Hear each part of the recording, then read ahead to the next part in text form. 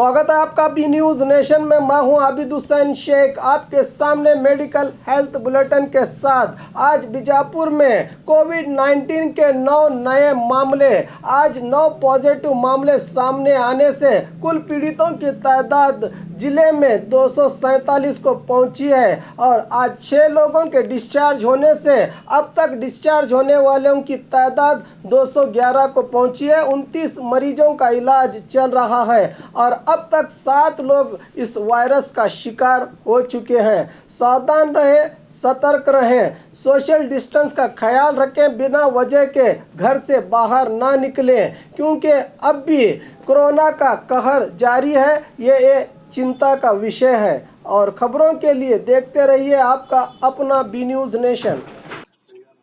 Bagmare hospital माहिर doctors के साथ 24/7 आपके लिए खुला है।